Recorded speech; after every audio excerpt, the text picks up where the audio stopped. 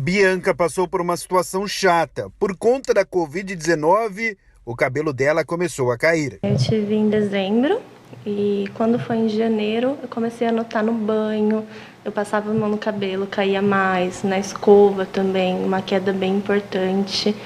E aí eu comecei a procurar e aí eu vi que a Covid também causava a queda de cabelo. Bom, e os pacientes, olha só, que se recuperam da Covid-19 começam a perceber uma queda maior de cabelo com relação ao normal, pelo menos 3 meses depois da infecção pelo novo coronavírus. A queda de cabelos tem levado pessoas que testaram positivo para a Covid-19 aos consultórios. Caso da Bianca, que procurou ajuda médica. Como era uma queda assim bem relativamente maior do que eu já tinha, eu vi que tinha algum problema ali. Então eu procurei, fiz alguns exames e aí eu vi que umas vitaminas minhas tinham caído, tive que repor também. E aí ele falou que poderia ser por conta do Covid-19 que eu tive mesmo. Foi um mês certinho depois.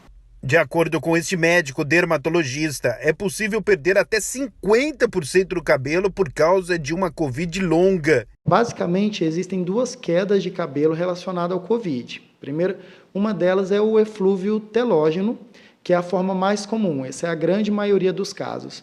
O eflúvio telógeno é uma queda que ocorre, por exemplo, sempre quando você tem algum dano mais grave no organismo. Então, por exemplo, se a pessoa ficou internada ou fez alguma cirurgia, passou um estresse muito forte, os cabelos todos eles vão para uma fase que a gente chama de fase telógena, que é a fase de queda. Existe também uma forma bastante associada ao Covid, que é a alopecia areata. A alopecia areata ela é um pouquinho diferente, ela é uma doença autoimune.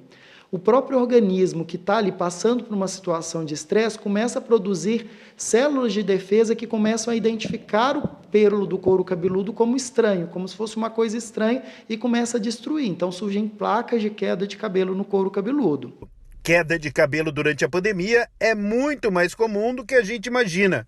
Pesquisas realizadas por universidades dos Estados Unidos, do México e da Suécia destacam entre os 5 sintomas mais comuns da Covid prolongada, justamente a perda de cabelo. Quando a gente considera as manifestações de pele associadas ao Covid, a queda de cabelo é, sem dúvida, uma das principais queixas associadas à doença.